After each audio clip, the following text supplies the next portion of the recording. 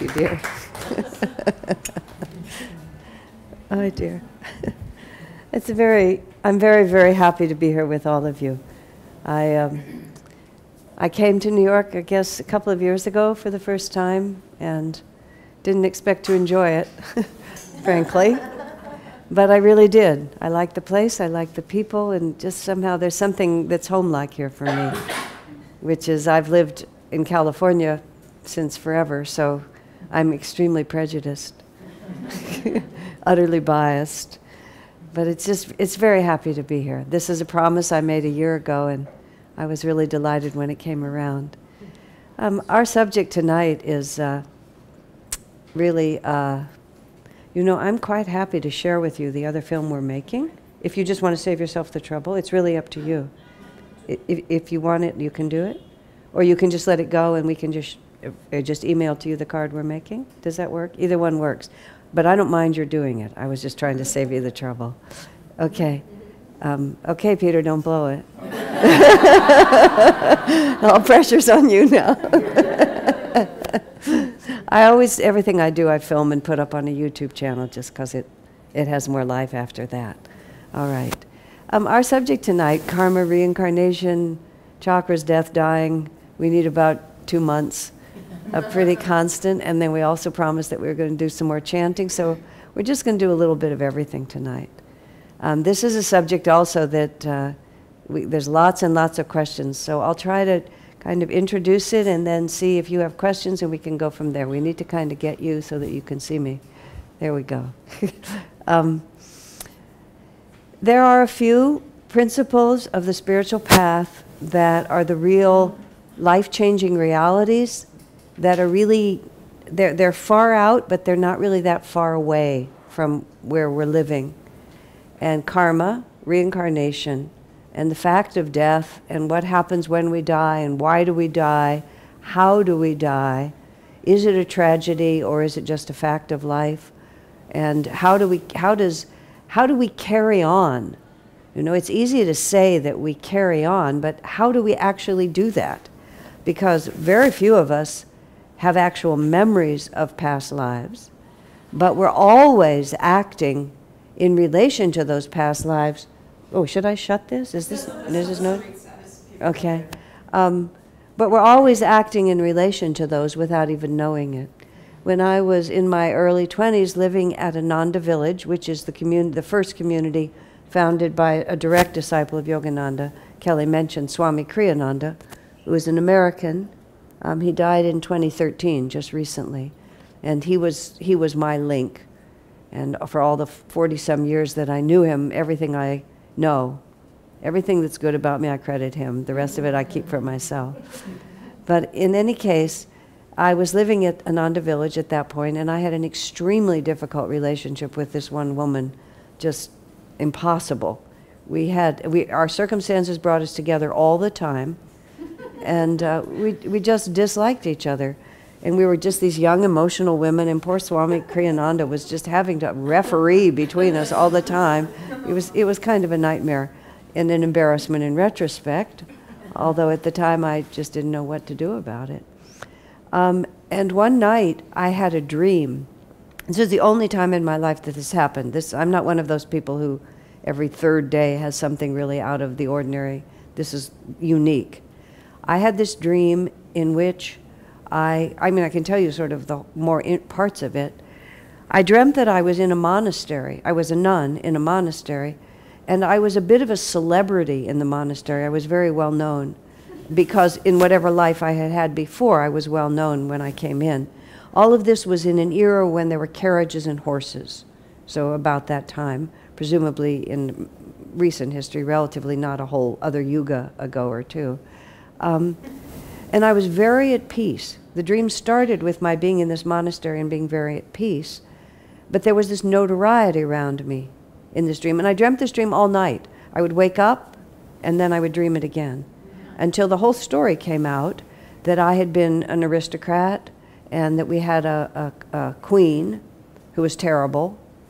And my husband then and I were rebels, and we were condemned.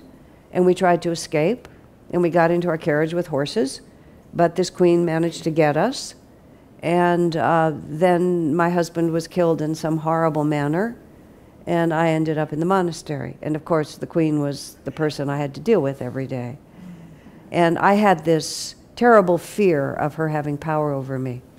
She had no power over me, but I had terrible fear of her having power over me. Being alone in a car was just a nightmare.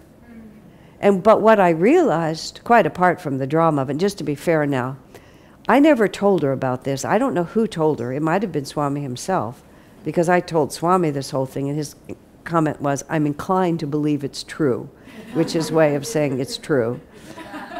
So then somehow she heard about it, so she went to a psychic. And here's my side of it. I don't usually tell people all the details, but now much time has passed, so I'll tell you. So she and I had been great singers. But we always had this terrible rivalry.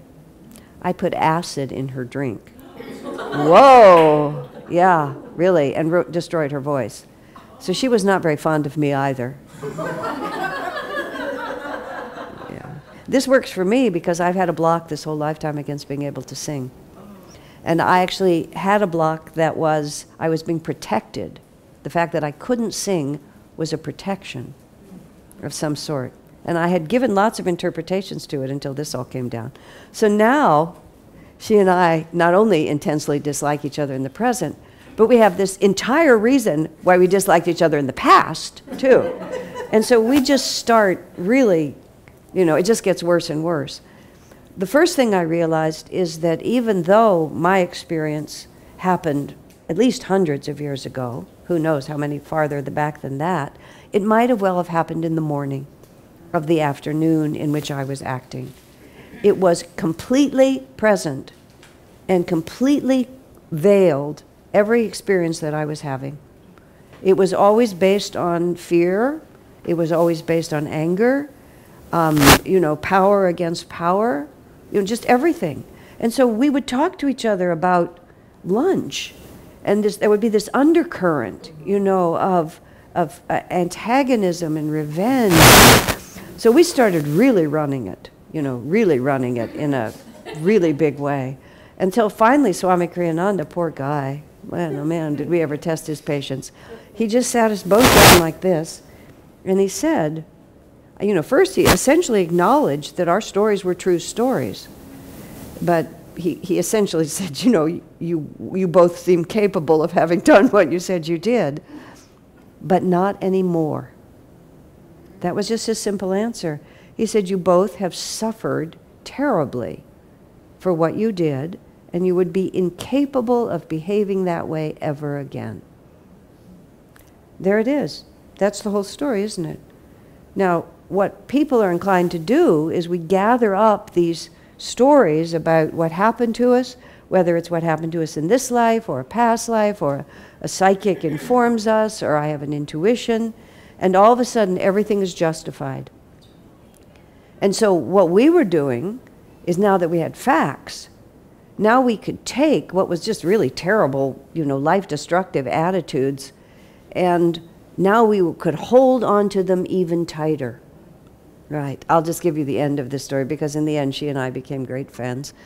So we're somewhere, and we were sort of laughing about all this awful karma that we'd had between us. This is like maybe 15 years later. And we were at a buffet, a tea party, and we had been in some kind of an initiation, and we were all wearing white. And I'm holding a cup of my favorite Earl Grey like this, and we're just talking to each other. We're actually laughing about, you know, what a nightmare cycle this has been, and aren't we glad it's over, and that was pretty tough karma, but we got through it. And then, I have no idea why, apparently I just picked up my cup and I poured it down the front of her dress. There was no conscious decision on my part. I just did. You know, black tea just stained right down the front of her dress. She looked at it, I looked at it. I said, well, maybe there was a little karma left. And then we just laughed and laughed, and that was just the end of it. You know, I mean, yeah, unbelievable. But I believe all of it true. And if not true, at least apocryphal. You know, if the facts were not so, the interplay is so. And see, what happens to us when we don't have a bigger picture is that we're living all these realities. You know, that's what I meant. My attitude toward her was entirely based on her being this powerful queen who could snuff out my life. And her attitude toward me was just being this horrible, jealous, you know, bitch of a person who absolutely destroyed her life. And we did, but not anymore. We couldn't see each other. We couldn't see the growth that we'd done. And what I've really learned from that, and I already knew it somewhat, but I learned it even more, the most difficult thing that we're dealing with all the time is we don't know the time. Time is the very confusing part of this, because our feelings are completely real. So it's not like someone can say, that's not really true. Yes, it's true. You know, my fear was extremely true because it happened, my life was ruined. Fortunately, somehow or another in the dream I had, I'd come to peace with it. It was very sweet, actually, in the dream, because it started with my being at peace with the whole thing. So, but I'd been at peace with the experience, but not with her action in it. And same thing, you know, her toward me. So what, let me just a second, I lost the thought for a second. So what we have to, oh, I know, time. So what I find when I think about reincarnation, I'll go to karma, I'll go to death, and all of this in a moment too, is that it actually makes more sense out of our experiences rather than less so. Rather than, because we can validate the way we feel, but then the challenge of the way we feel is to tell what is actually happening now. You know? I mean, we see this in just basic psychology. A couple that I knew that were married for a brief period of time and not very happily, was neither of them had any idea why they were unhappy. So they would be in each other's company, someone would do something, they would feel unhappy, and they naturally made a cause and effect with the other person. But there was no cause and effect relationship. The whole thing was just running according to all of this unresolved. And see, so much is unresolved.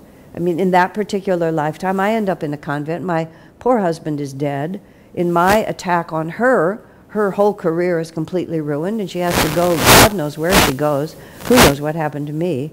I didn't really get that part of the story. Where's the resolution in any of this?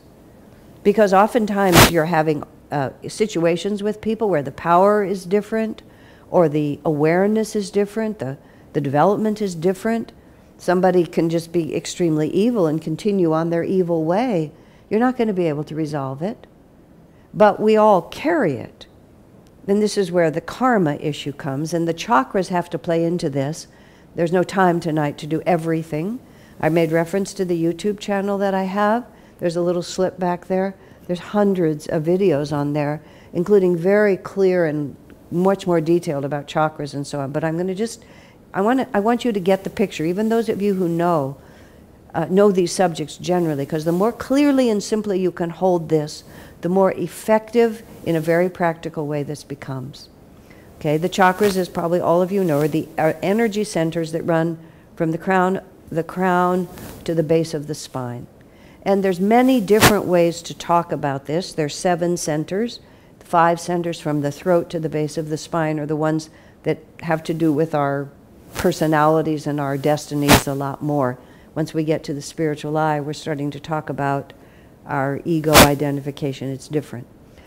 Each of these centers, if we think of a spectrum of awareness from perfect self-realization to absolute lack of understanding of anything beyond the physical, each of these centers represents a point on that spectrum.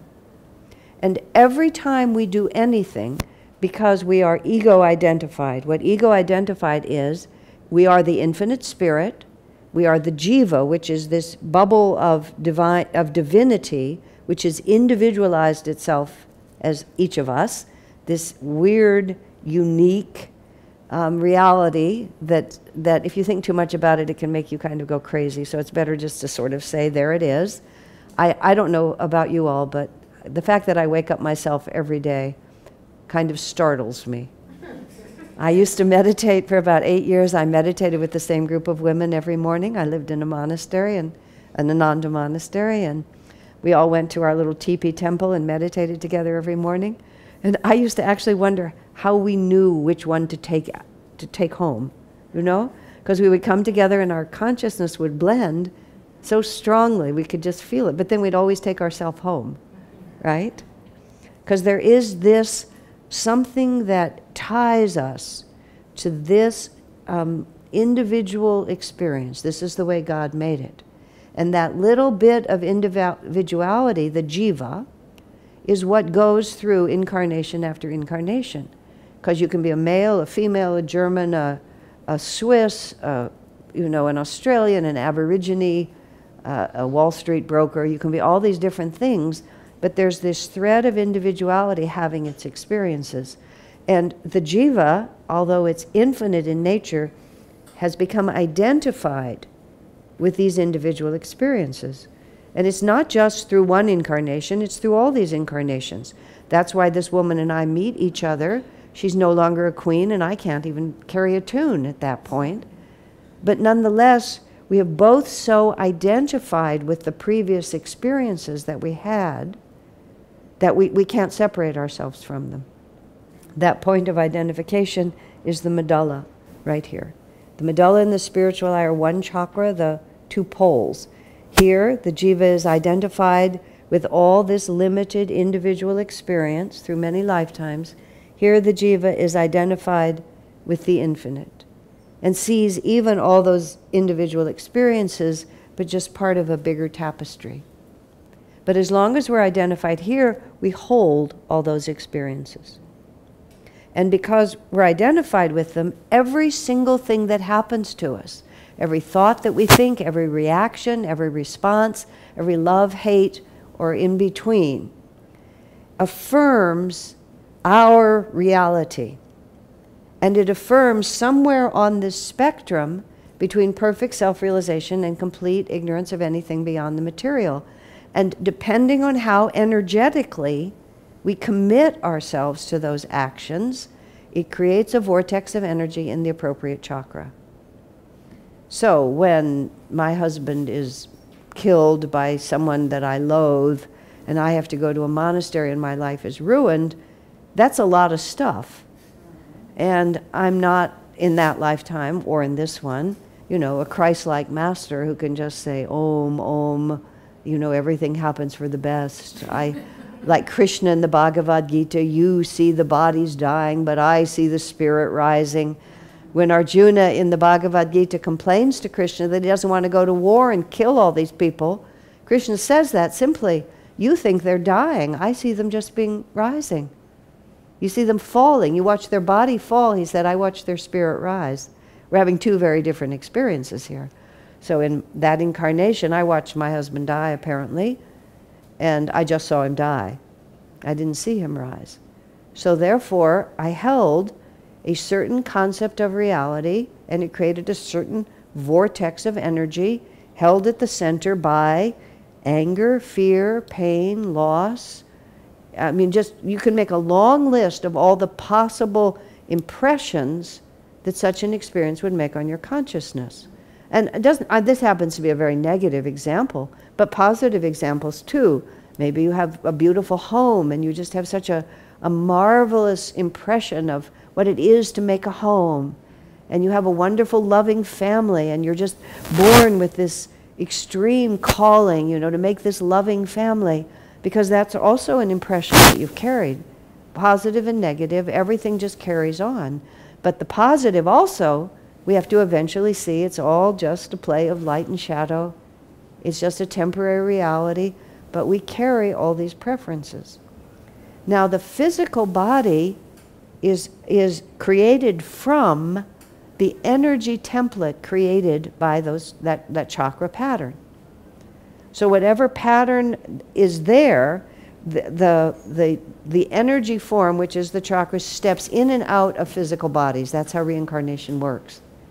And that's why, you know, now in the movies and so on, when the actor dies and the energy body gets up and goes on its way, and it's exactly the same as the physical body, because it is. The physical body was created out of the pattern of the chakras, But when the physical body falls away, the energy pattern is there.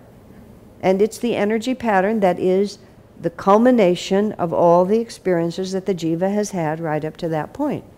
And so always, in every moment, we're just exactly where we are. And we stay in our physical body for exactly as long as it serves the destiny of our jiva, our soul, to be in that physical body. And the way Kriyananda described it is, we make a body that is appropriate to express whatever level of consciousness we have developed. And this is how animals evolve too. I'm presently, I have a seclusion house that I'm renting for a few months to do some writing. And it's in a ranch area up in Washington State. And the neighbor used to be a horse breeder, and then her husband died and the business went away. And so there are only 15 horses, and they roam around all the time. There are 15 old mares and one gelding. I call it a convent and their priest. That's what it looks like to me. And generously, you know, the owner of the horses didn't want them to go to the cannery, as she delicately puts it. So they're just living out their lives, which is probably a good thing. But I watch them. They eat, they walk a little distance, and then they eat a little more. Every so often they get annoyed with each other for some reason or another, and they'll sort of bicker. That's what made me think that they were just a bunch of old women just bickering like this, you know. And then they just go and do it more. And I mean, it's a great life, probably better than being canned. But at the same point, there's a kind of limit to it. You know, like how much fun can it be after a while? There's just not much that you can do in that horse's body, especially once you're not being ridden and taken. They were racehorses or breeding racehorses and so on. You know, so you make a body that allows you to express whatever potential you have. You know, maybe one of my friends who's a wonderful pianist has, of course, these wonderful long fingers and a wonderful hand. I mean, playing the piano is really who he is, and he has perfect piano hands. You know, and you know that he just made that body, and then he made himself, he was born into a family where they gave him the opportunities, and he was able to be trained in all the ways because that was the energy pattern he had. Or you can have an energy pattern in which you need to have a rough start, you know, in which you've decided that you need some hard lessons early. And so you get a really rough start, and you have to fight your way, you know, into wherever you end up, or you make a situation where your body doesn't work very well.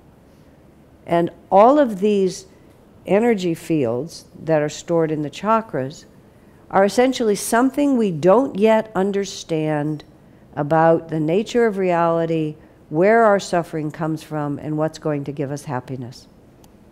It's really that's all karma is.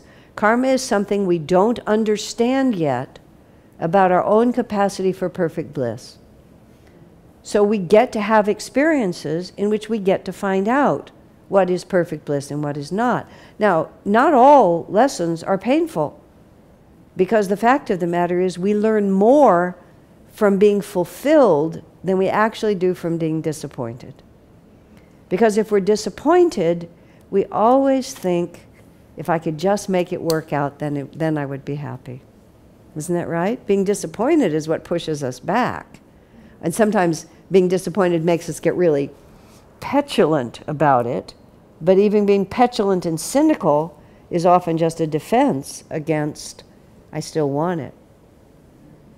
So where our real freedom comes is when we actually get what we want. Because when we finally get what we want, we discover that it's okay. You know, in fact, it may even be really nice. But there's still another dimension of reality that we haven't yet touched into. And so what we actually do is we keep trying and we keep trying and we keep trying until we succeed. You know, we can't just get out of the whole system by failing completely. Which, you know, is like when your mind first starts playing with this, you think, well, if it's all an illusion anyway, I'll just do nothing. And this is exactly what the Bhagavad-Gita addresses. You don't get out of action by inaction, because inaction is an action. If you can follow all those things, it's a decision. And if you look around at people who have dropped out, who are not putting out energy, who are trying to just get through by doing nothing, there's no magnetism there. You don't see joy there.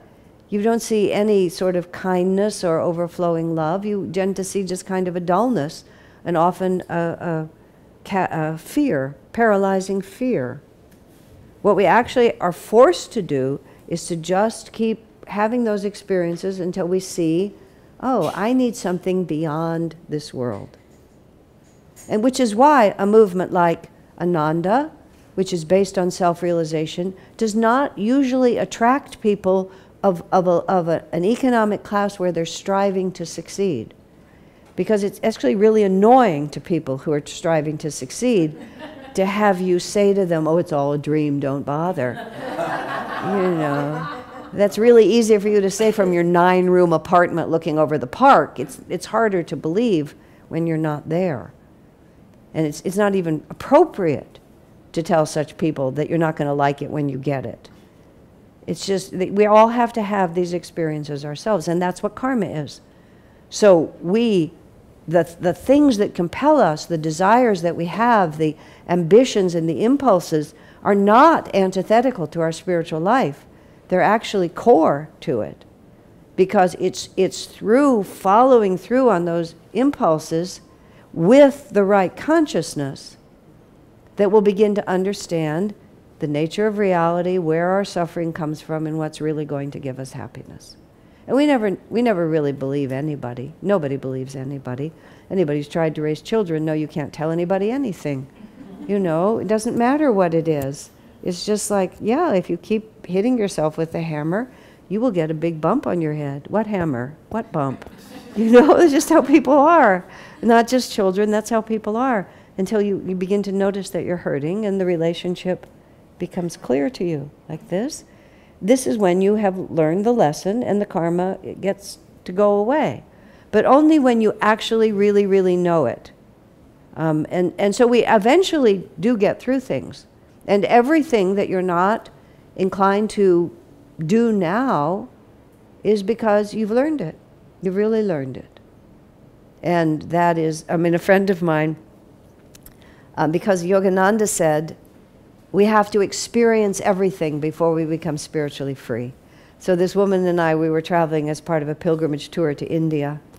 And she'd heard me say this many times. And she was born into an interesting family. And then she married a man who made a great deal of money and was very sweet to her. And she had this beautiful home, and she just absolutely loved making things beautiful. She lived to make things beautiful. And just this was her whole world. And she would come into our temple where I live, and she would decorate the whole temple, and she had a big aura and loved to do that sort of thing. Very nice woman. She got ill and died about a decade ago. But we were in India together, and we were on our way to Sri Yukteswar's ashram in Puri, and we were in the state of Orissa, which is not a very prosperous state, or a very advanced one. And on the bus ride down from Bhubaneswar to Puri, we stopped at this place where we could, have a rest stop.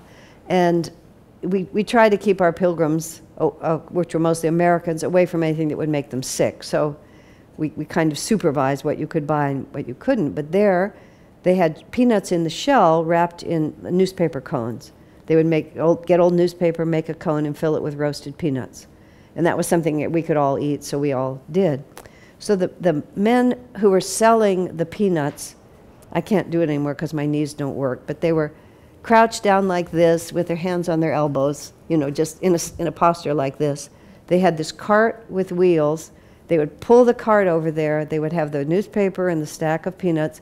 Then the guys would crouch there like this, and they would just sit there and wait for you to come, and then you would give them, and you're all nodding because you've seen it. I was describing it vividly because I know some of you have seen it. And you would give them 5 rupees or something, and they would give you a cone of peanuts. The transaction would be like this. Just like really low life force. So my friend, who was also very emotional, after we're sort of in the bus, she comes running back to me. If we have to be everything, do I have to be a peanut seller in Orissa? She says like this, She was just totally panicked. I said, well, let me tell you what would happen. If you were a peanut seller in Orissa, first of all, you would get rid of that crummy newspaper. Or if you had to use that newspaper, you would figure out a way to dye that newspaper a pretty shade of pink, right? And then somehow or another, I know you would find ribbon, and then you would put a little cloth over yours, and then you'd organize all the other peanut sellers, and you would all work together, meaning that what this man had to learn, she had learned so long ago, and it wasn't about selling peanuts, it was about being creative, being dynamic, being giving, you know, just all these other things. It wasn't the thing itself, it's the inner vibration. His thought was, the less energy I put out, the better things will go. And so I'll just put out as little as possible. This is Shudra consciousness. When you go to a country where you have to deal with a lot of people who are completely uncreative, it's very confusing. Because it's just, you know, I'm supposed to sell peanuts, so I'll sell peanuts. Look at me, I'm selling peanuts. You know, it's just like nothing. But what we learn, what we're really all trying to learn, dynamic, creative energy is what gives us the happiness we're seeking. And our suffering really comes when we fail to put out dynamic, creative energy. I mean, think about any situation where you've just really crashed. We always crash because I can't be dynamic anymore. I don't know how to be creative. It's just like I have no more solutions. That's when we fall apart, isn't it? I asked Swami once the secret of prosperity. He said creativity. Just like that. He said, because if one thing doesn't work, you try another. And if that doesn't work, you try another. And if that doesn't work, you try another. And you just keep going like that until finally you break through. So our cycle of trying to grow is just that. What gives us joy is to persevere with creative, dynamic energy. And the opposite of that is this temptation that says, the less energy I put out, the better things are going to be. And we always are living between those two. I've been trying to write this book for some time, which has now begun to finally flow. I'm taking the 40 years of time I had with Swami Kriyananda and really just doing it year by year, his life and also mine, but really his life. But I realized I just was wanting it to be finished.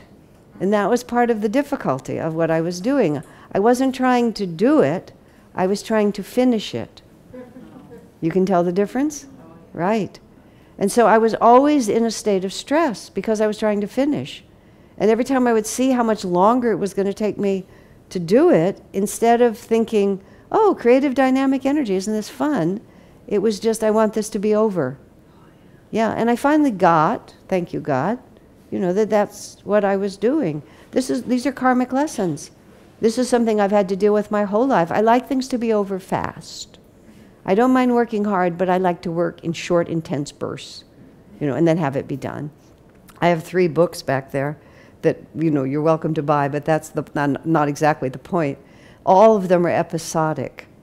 2 books of stories and 1 of answered questions, which suited me perfectly. Short, intense bursts, and then it's finished. Now I am dealing with this book that covers 40 years, you know, and it has to go sequentially. It just was wiping me out, absolutely, because it's not karma that I've mastered, right? And so, you know, you can think, well, maybe I can talk myself out of having to do it, but you come down to it, it's all a matter of energy. You know, energy, attitude. What do I not know? Where does my suffering really come from, and how do I overcome it? Step by step by step. And one lifetime just doesn't finish it. And when somebody does something to you, like my friend and I don't know which came first, but I think we've been exchanging murderous experiences with each other for a really long time. I don't know who started it. You know, partly I'm sure she did, but anyway, you know, what happens is, you know, from lifetime to lifetime, it just keeps going like this. And until somebody figures out, this is not really bringing me anything I want. And what we have to do with ourselves is we have to gradually just face into all of that unresolved energy. I was meditating once in seclusion, and it was a very interesting experience because I was concentrating mostly on giving, you know, trying to raise my energy to the spiritual line, give my energy out. And it occurred to me that I should also try to receive Divine Mother's love. And I became very conscious of the fact that there was something that was really preventing me from doing that. And it wasn't that I didn't believe in the divine love, because I did. Some people would have trouble because they didn't think they were worthy, or they didn't even believe that there was a loving spirit that could love them. Those were not my issues, and I knew it. But what was wrong was I had built up over my heart a fairly thick layer of resentment, anger, and entitlement. And the way it came down for me was, somebody owes me an apology. And I just like, you know, it's like all the karma, somebody should apologize to me. Somebody should tell me that you were right. You were right, we mistreated you, we're sorry. I mean, it was just like it wasn't specific. It was just this whole attitude. Like, I've been right, people have mistreated me, you know, they're no damn good anyway, and they owe me something. Right. But what that did, you see, is it just created, what I can only call it was this vibration. It was just this vibration that said, me, what about me? Why aren't people doing what they ought to be doing for me? And so then here's this pure unconditional love, and it can't come in. It just can't get through, because there's all this dissonance. Now, why is there all that dissonance? Because it scared the life out of me to face into it. Absolutely, you know, I didn't even know how to touch it. I mean, just the one lifetime I described between the two of us. Now, you know, I did that to her, and then, of course, what follows is remorse. And, you know, remorse is worse, because then it's all on you. And just this terrible feeling of how could I have just been so whatever. And all of it just creates this dissonance. And all of that dissonance keeps us from our true nature, which is to be loved by God and to be in a state of perfect bliss. And that's what we're all doing here. We're all here because we had this huge karmic pattern that required a physical body and required us to all end up in New York at this particular day or whatever, wherever we are, that this body was going to give us the opportunity to face into all of these unresolved issues. That's what karma is. And when all of those issues are resolved, that's when we become free. Character like Yogananda, like Shivananda here. These are souls just like us, but they have faced into every issue. It's amazing when you think about it. That's the life of Jesus too, but the church has forgotten it, so it's confusing. They don't know that he developed to the point of being the Christ. They think he just popped out as the Christ, which is highly unfortunate, because it doesn't give anybody anything to do except to love Jesus and hope he'll save you, which is not a wrong thought, it's just incomplete. But Yogananda himself walked through all the incarnations it took to resolve every one of these issues. And to realize, for example, that whatever is done to me is only coming to me because it's balancing out something I myself did. Nobody owes me an apology. You know, I've never been mistreated. I may have suffered, but that doesn't mean I've been mistreated. I may have even been treated very badly, but that doesn't mean I've been mistreated, because something had to happen in order to bring me to a realization, to bring all this back to a point of rest. And the chakras are the system, and karma is the key, but it takes much more than one lifetime.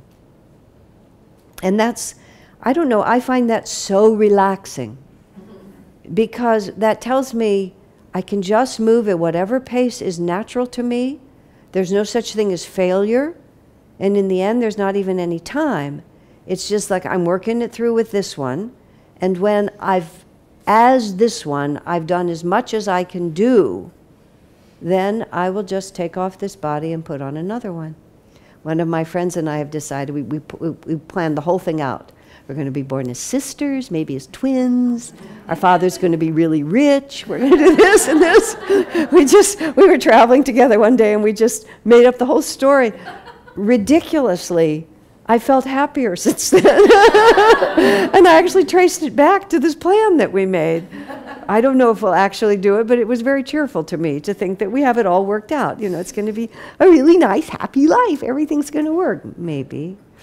But you know, but the point being, we have all the time in the world to get this right. And there is just simply no way to fail. Because ultimately, we will figure it out.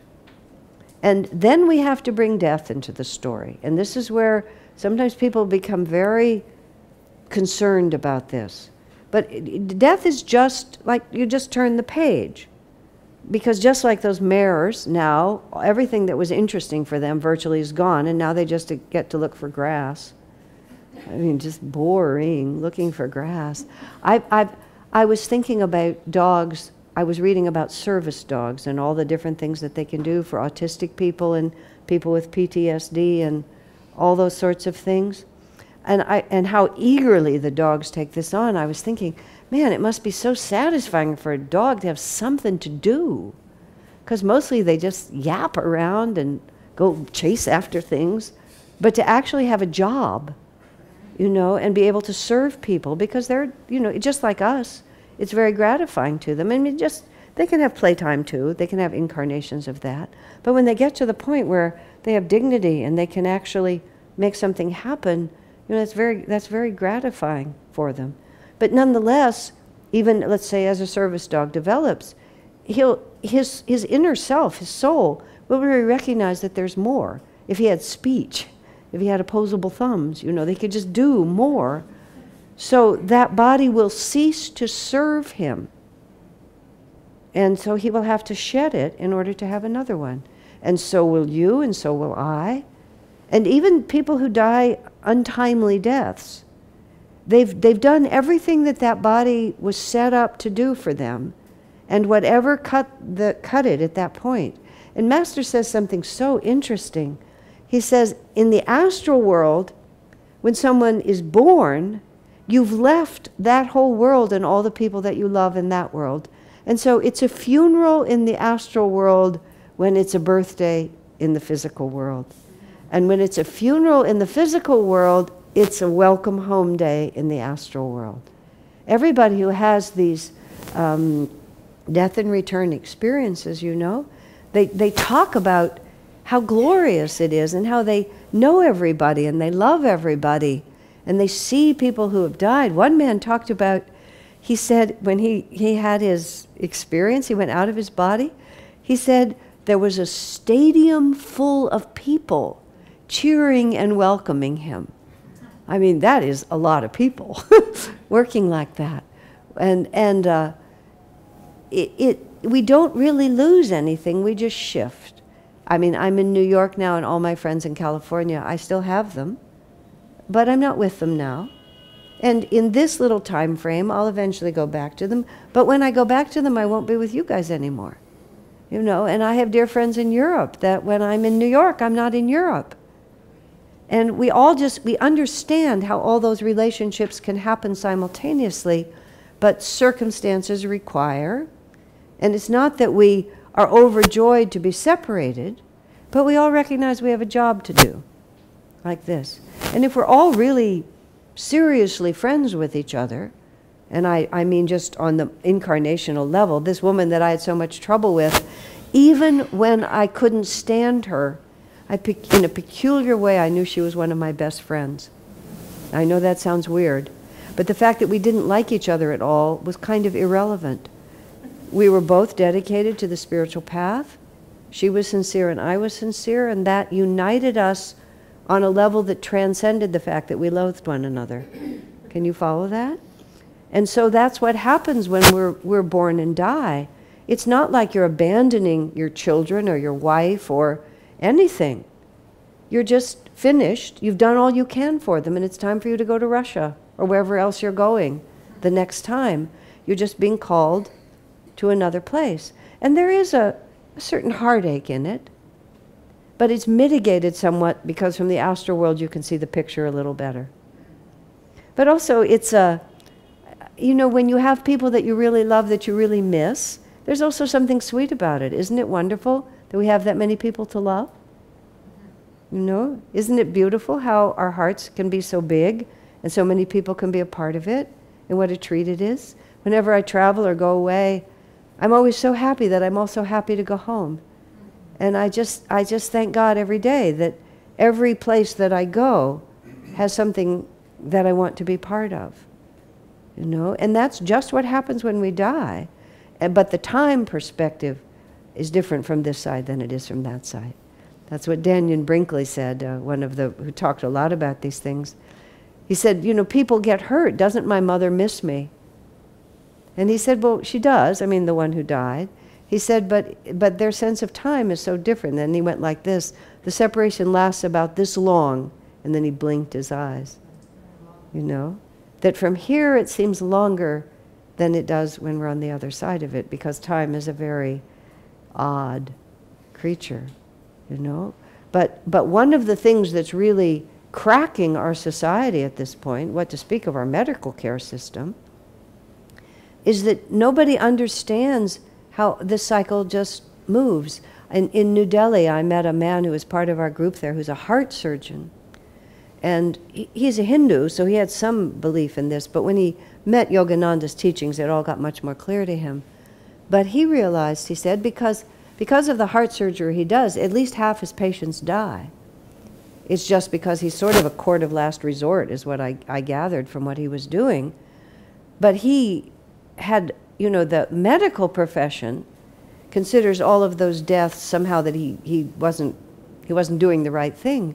But now that he understands it differently, he realizes that half his job as a doctor is to help these people die. And that even though they think he's supposed to make them live, he realizes he's supposed to help them die. That's why they're there. And he just has come at his whole profession. He sort of whispered this to me, like, don't tell the other doctors, But I recognize now this is what my job is.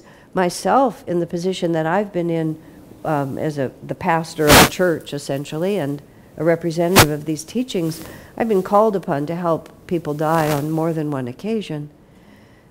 And I realized in some situations were most unusual. Some were very Ananda-oriented, where everybody was comfortable in the same way, and some were not at all. And I realized if anybody in the room is not afraid, it changes the dynamic of everything. If anybody in the room has the slightest idea what's actually happening here, then it's a completely different experience. My father died, and he was about 84, 85, and he had been a little mentally not completely present for a few years. Very nice man, my father. And my mother was already gone, and he just laid down and didn't want to get up and didn't want to eat at a certain point, and he was being taken care of in a rest facility, and they called us, my sister and brother and I. We said, just let him be. He knows what he's doing, just leave him. So the three of us went and sat with him for about maybe 48 hours while he finished. And when he actually breathed his last, I felt this rising joy like this. It was just so blissful when he just left his body. He'd done it. He was finished. How much more can you ask of a person? He'd done his job and he'd done it well. He was so joyful when he left that I just was smiling and laughing, and everybody, he was very popular among the staff there because he was just a sweet man. And I mean, they see so many people die, but they were still, I don't know whether they felt they needed to appear to be grief-stricken or whether they genuinely were. I'm standing with my sister, and these people are coming in, and some of them are actually crying, and they're talking like this, and I'm just laughing, and finally she jams me in the ribs and says, for heaven's sakes, Asha, stop. And I said, I can't help myself. She said, well, then go over there. She said, you have to respect these people too. And I looked crazy. So I sort of just went off and sat in a corner and let her, play the family role. But he was so happy. It was just like, what more could we ask? He'd done it. And when we behave differently than that, you're asking someone what are you asking them? You're asking them not to have their own karma. You know, how fair is that? People have to learn what if you think about raising children, it's really the best way to think about it. Because mother love, you know, parental love, ideally is the most selfless. It isn't always, but the ideal of it is, and that's why we talk about Heavenly Father and Divine Mother. I am here to serve you. How can I help? And that's what we're here for. I'm here to serve you. How can I help? So you see somebody coming to the end of their incarnation, you want to help them let go, not make it impossible for them to do that. How many times do people die in the 1 minute that you stepped out of the room? You know, you're just there the whole time, and finally you have to go out to the bathroom, and in that split second, the people will slip away. And I've had people just be guilty, guilty, guilty. I said, well, heavens, it was the only time they could leave. You know? Also, conceivably, because of their attachment to you. You know? They just couldn't leave while you were there. Swami Kriyananda, when he visited, this was a saint, but Anandamoyi Ma in India, once he said he had to catch a train, and she was on the porch, and he was standing with her. And you know, time was passing. He finally said, Mother, I cannot leave as long as you are standing here. And she said, okay. So she went inside. And when she went inside and closed the door, then he could leave. But they can't leave if we're there, and they can't leave especially if we're holding on. Shivani, who's an Ananda member of my batch, as they say in India, her parents were extremely attached to each other. She was the only child, and her parents were very attached to each other.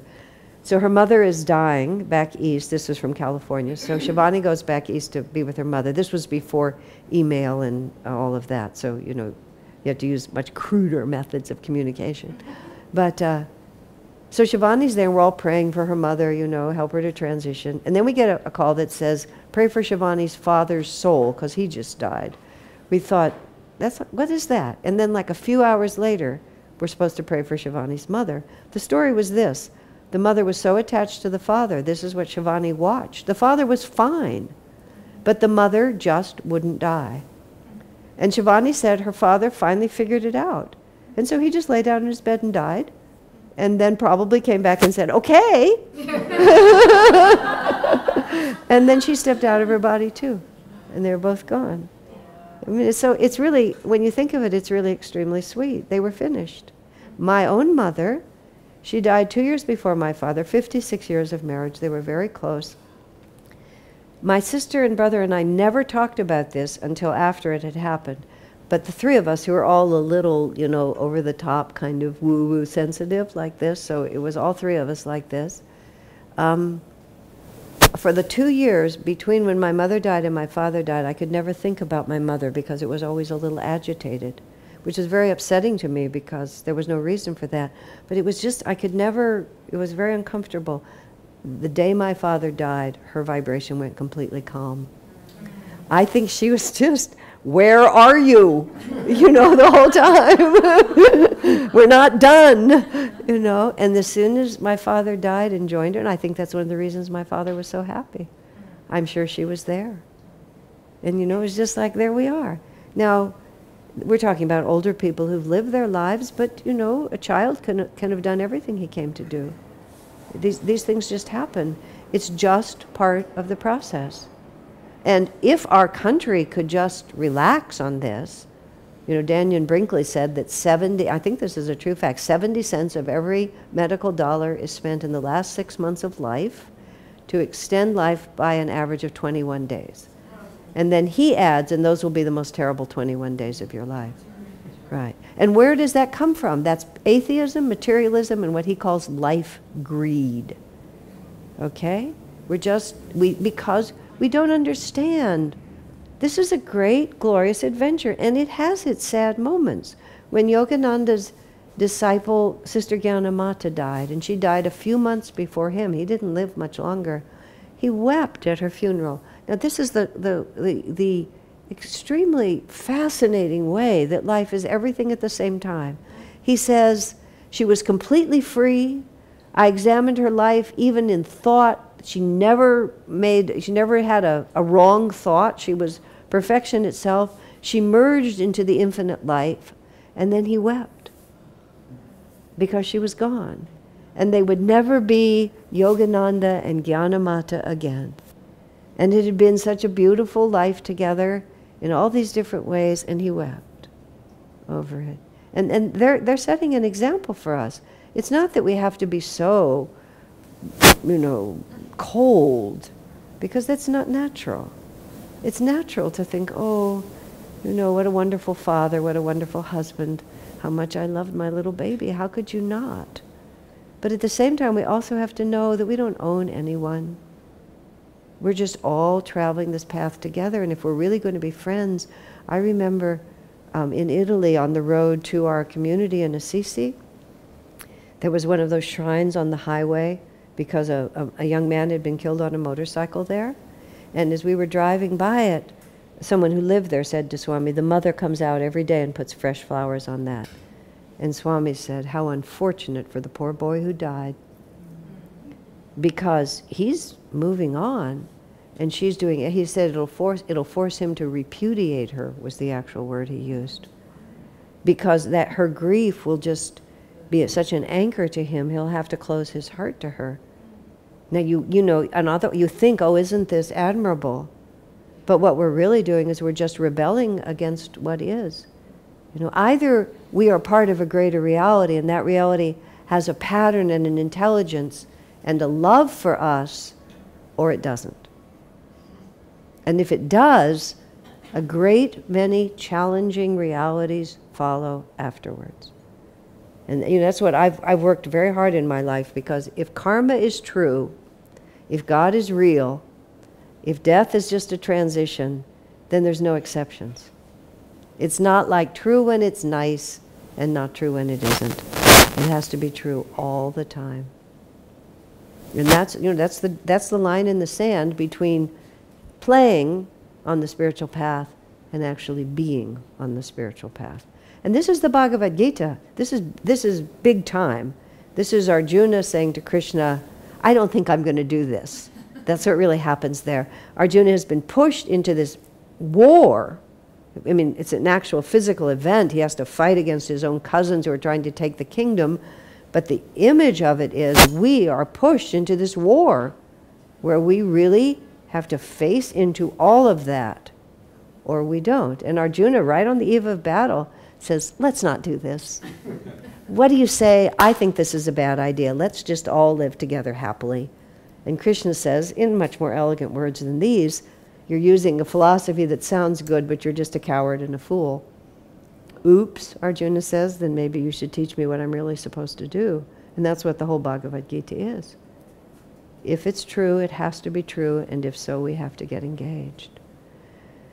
So, what do you think?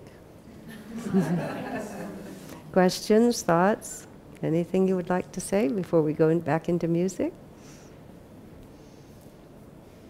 Yes, behind you. I had what I thought was a good friendship. Uh-huh. And it is a death. Oh, yeah. Yeah. Kind of came out of nowhere, and yet and I'm thinking now, just based on what you said, karmically, Yeah. are we going to meet again, in a different lifetime?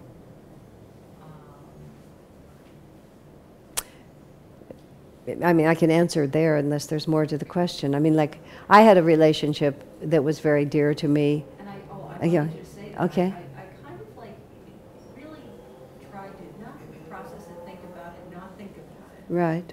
And it sort of came to me that it was very timely, perhaps, that I'm moving into another stage of my life where it's not perhaps possible. Right. Possible for that Right. union to continue. The question is karma finished merely because a relationship ends, in essence, is the question. When I was in a similar situation and I had been, very positive, and now the relationship was very negative, and actually my first question to Swami is, how can I ever trust myself again? If I had these feelings one day and these the next day. So that was the first question. And his answer to me was, maybe the karma's over, he said like that, and I was just about to go, yippee! But I don't think so, he said. He was just toying with me when he said it like that. But what he said was, you've taken it as far as you can take it, given who you are right now. And he said, just, it has to go on a shelf for either later in this incarnation or for in another incarnation, and you have to develop, you both have to develop in other ways. And you won't necessarily have to come back to that person, but you will have to come back to the equivalent, because that person doesn't have to wait for you to catch up. So if you move out of it completely, this person will have to work it out with someone else. But merely because it ends does not mean it's over. A woman came to me for counseling because she was in just a terrible, chaotic, really twisted, romantic mess. She, basically she was coming to me for counseling so that she could finish the karma. I said, I think you better get another counselor, because there's no hope on this one, honey. This one is such a mess. You're going to be doing this one for a lot of lifetimes, I promise you. And it's just the way it is.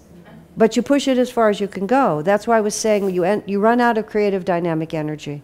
Whenever I've had to counsel someone in specifically friendship or relationship, do you have any more positive creative energy for this? And that's really the question, because there may be lots more for you to learn, but you may be out of positive creative energy. So it's better just to say it has to go on the shelf for now. And whether that's a month, a year, or 50 lifetimes, the thing is, it'll come back. Nobody gets a free ride. And when you're ready for it, it'll come back. And that's not cowardice. That's just saying that's what it is. Yeah. Did you have a question, Om Shanti? Let me see if anyone else has one. I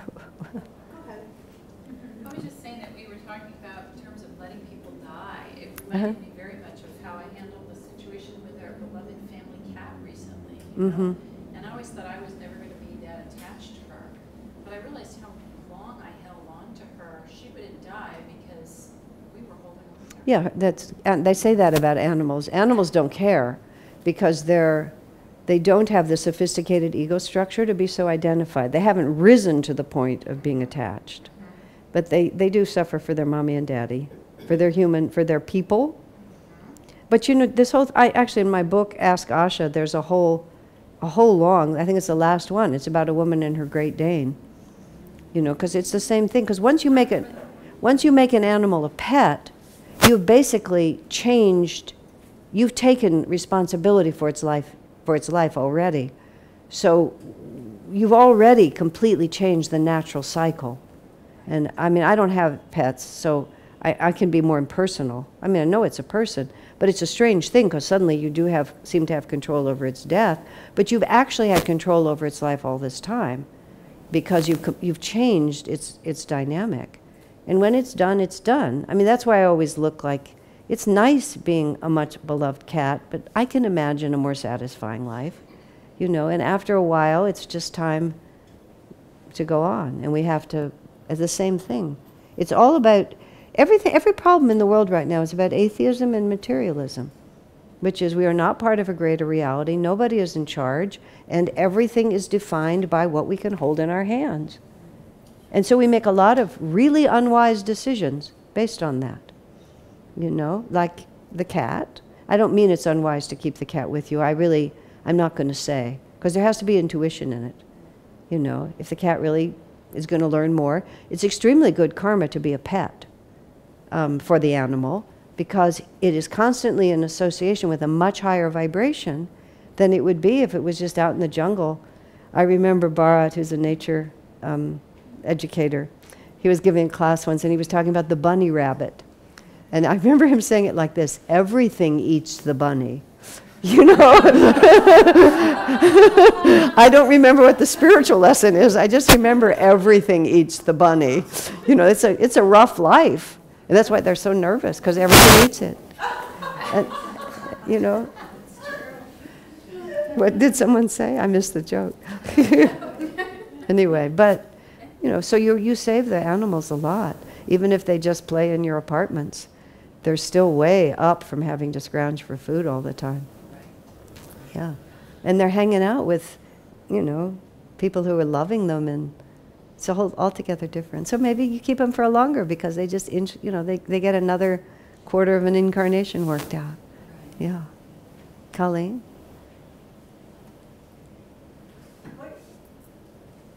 My puppy died yesterday. Your puppy died yesterday. Okay. And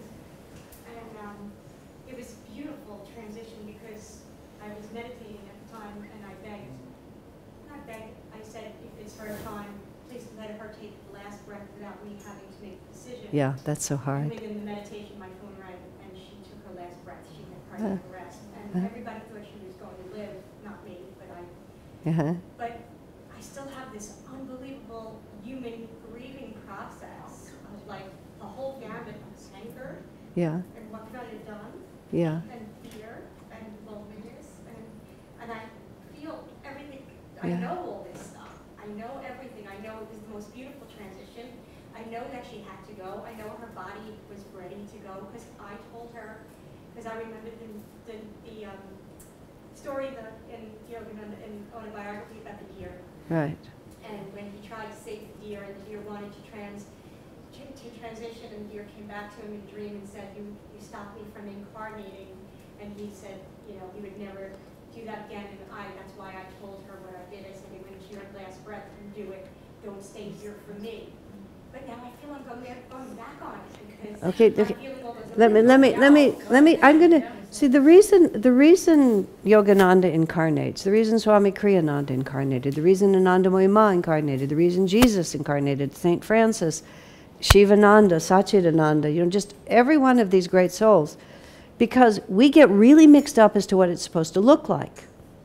So we have this idea of what it's supposed to look like. So we get people to come who really have very elevated consciousness and demonstrate in ways that persuade at least some people that they really have elevated consciousness, and then we watch how they behave. Okay? And I've never seen a true spiritual person or heard of a true spiritual person who didn't have a really tender heart. And really give, and Swami Kriyananda once commented about himself and another person, so-and-so seems more detached, he said, but they're just less committed.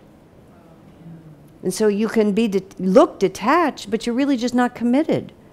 And people who are not committed are generally afraid to be committed, because once you commit, you make yourself very vulnerable. And so we get hurt in one of those incarnations back there, and we make a system. And this is a system that works. And then we get spiritual philosophy, and we can lay it on top. And so now I'm not uncommitted, I'm detached. Like that. But then you hear Yogananda so attached, for those of you who don't know this story, in Autobiography of a Yogi, he's so attached to his pet deer that he prays and prays and prays that it not die. And then, you know, he has to give it up, and he's very sad he has to give it up. And as a child, the first poem that he wrote was about his goldfish dying, and about how sad he was when his goldfish died. And he was a master from when he was born. So we have to be human and divine simultaneously. Ramakrishna, when Ramakrishna's nephew died, and his nephew had been his caregiver, and also a bit sometimes difficult, but nonetheless, Hridai. So Hridai dies. Ramakrishna was an avatar who lived in the 1800s outside of Calcutta, Dakshineshwar. And so Ramakrishna was eccentric. So Ramakrishna is just dancing in ecstasy because Hridai has died, and he saw his soul ascend, and he's, you know, I mean, he's literally dancing like this. And then all of a sudden, he falls on the ground like a child and begins to weep and weep. Who will walk with me by the Ganges in the early morning? You know, who will bring me my tea? You know, who will I talk to late at night? And then he's up again. He's dancing and dancing. Yeah, but I mean, that's it. That's it. There it was. My father died. I was so joyful when he died, but my father died. You know, and I didn't have my daddy anymore, and I loved my daddy a lot. But he was so joyful when he died. And it's all true at the same time. Life is a mess. And just the sooner we get that, I mean, you know, we just knock ourselves out trying to make it consistent. And it just isn't. And it's just much better to just let it be and let the contradictions ride. I asked Swami some question, and I don't remember what the question was now. He was having breakfast at my house where he often visited, and he was eating breakfast, and I took the opportunity to ask him whatever this question was. I don't know what it was. He very carefully put the spoon down, turned toward me, and went, and then he went back and just finished his breakfast. And then later he said, some questions will just never be answered in this life. We just have to wait to... So just let it be. So Yeah. when the answer Yeah. came through, it was let it be. There will be an answer, let it be. I never felt that those words go right through me Yeah. when I was getting that answer. When Yogananda, in 1948, Yogananda had a great, they called it the Great Samadhi. For 3 days he was in cosmic consciousness, and he was traveling the cosmos with Divine Mother. Don't ask me what that really means, but that's what he was doing. And his disciples, many of his disciples were with him, and he would talk to Divine Mother, and then he would answer. His voice would be her voice. And his disciples were there, and they wrote down a lot of the things. And among the things he said, she was taking him around the cosmos, and this is really what he said. Oh, Mother, that's how you do it. What? You know, like, what was he talking about? But something, she was showing him an aspect of creation, and he didn't know either until she showed him. You know, we just get it all organized in our teeny tiny little brains, and we think it's in order. And then when we contradict ourselves, we're confused. But the confusion is trying to get it in order. And the Swami, in a certain context, something was happening, and he was talking about how he was able to go with it. And his words were just so sweet. Because I'm accustomed to following my heart, he said. And he was saying so-and-so was having trouble because they're not as accustomed to doing that. And that's what I watched with Swami. He didn't have to understand. He didn't have to know where it was going. He knew that if he just remained elevated and in tune, he would just go wherever it took him. And if it contradicted itself or put him in a position that people didn't understand, it didn't matter to him. It wasn't tidy. But he was true to what was coming through him, which was very elevated, and he'd learned to trust it. As simple as that. You know, we're always this. I mean, that's what I was saying. I felt all this that I'd just been protecting and holding and hiding and running from, and God knows. You know, and it's taken, the biggest job of this life has to just let it be. You know, this is what I'm like. I wish I weren't, but there you have it. Who's not fooling anyone? There it is. All right, any other questions? Yes. What's the best way to honor someone who's passed away? To not, like, feel like you're pulling at them and wanting them, you know, like when you think about someone who's passed away. Well, you have to be sincere if you have grief, so don't feel that like you're not allowed to grieve. That would be very unfair. But you can grieve. I mean, I think of it like this. When you send your child to Europe, you know, you're not going to see them for years. Or Guru Priya's son went to Africa in the Peace Corps. It's like, how can you say, oh, I'm so glad you're going to be thousands of miles away and completely out of touch? I mean, you know, it's not sincere to say that because it's not honest. But after you say all of that, then you say, I only want what you want, and I only want what's best for you. And so that's how you have to keep seeing it. And even if you're angry, you can say, I'm so mad at you, but I know you must have had a reason. You just do all of it at the same time. And if it's a true love relationship between you and whoever's passed away, they'll understand. You know, it's when you refuse to allow them to have their life. No, you can't go to Europe because I'll miss you too much. And then, who are you loving? So that's how you have to ask it. Who am I loving? And how can I love them better? Okay? With your puppy or your parent, you know, love is love. It's just all the same, just different degrees and different relationships. I don't mean to say that in a way that you would misunderstand me. But grief and loss and love are all the same. It's just depending on where it's directed and how all-pervasive it is in your life. Yeah. Did you have a question? Yeah.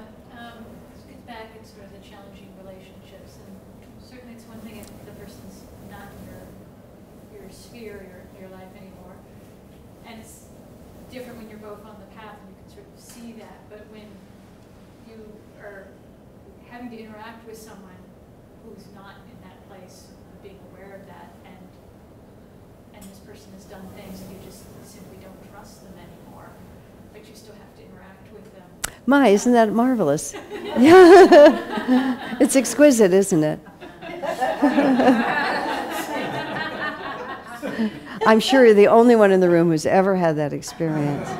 No, these things are just given to us as the burr under the saddle, and it's absolutely constant.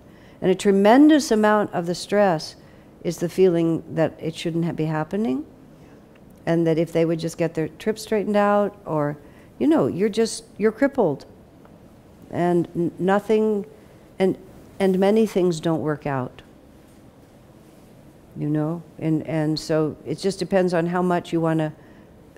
One thing I saw about Swamiji, he was extremely realistic. I mean, we were all devotees, and he was our spiritual teacher, but that didn't mean that everybody was completely receptive or able to hear things. You know, he just could see that this is this person's limit. So how long am I going to scream at an oak tree and tell it to be an apple? You know, I can just tell that oak tree that it should give apples over and over and over again, and that oak tree is never going to give me an apple. And so how long do I want to stand out there?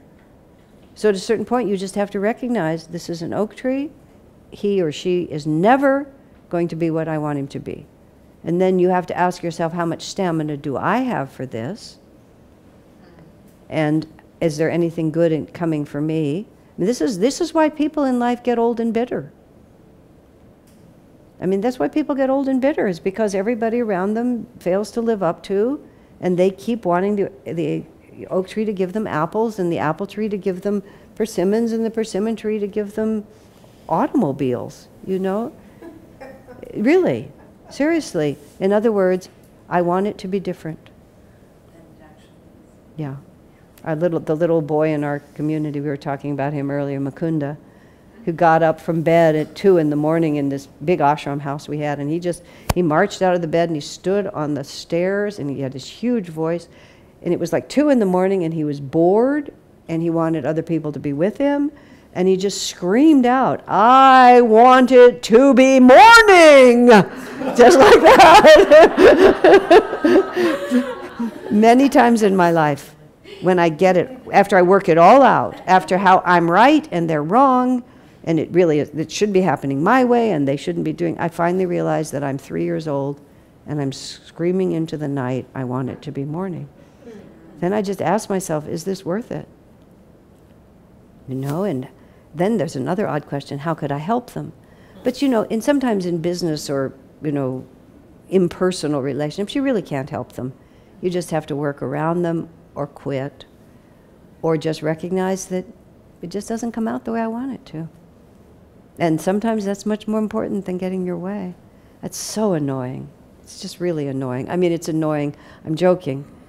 It's really annoying that sooner or later it's your problem. You know, I want it to be their problem, and I want them to apologize. And then I want the acorn tree to give me an apple. And I mean, I've spent a lot of my life trying to get apples from oak trees. And I didn't know it. But then when I finally got it, it's like, this is not going to work. I need another alternative. The question is, how long do you want to suffer? What is causing your suffering? What is going to give you happiness? See, the basic questions. And it's more exquisite when the people that you're up against are actually wrong. Because it's just sweeter when it's a sweeter test because they are completely wrong, but they're not going to change. So what I call that true but irrelevant. You know, you're absolutely justified, but you're never going to get satisfaction. So now what do I do? And see, most people just freak out and gradually get old and bitter. Or just shrink and shrink and shrink and shrink. I don't recommend it for the worst possible reason, because you'll just have to reincarnate and do it again. My philosophy is, once is enough.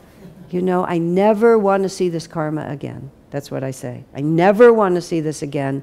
I'm going to do everything I can to get as close to the end of it as I can, because, you know, this was enough. And that's I find that a very powerful motivator. I would like to have more music before the night's over. Is that okay? In the back, there's a few more copies of 3 books that I've written. They're on sale, $10 each, or any 3 of them for $25. And now, let's have some chanting before the night's over, okay?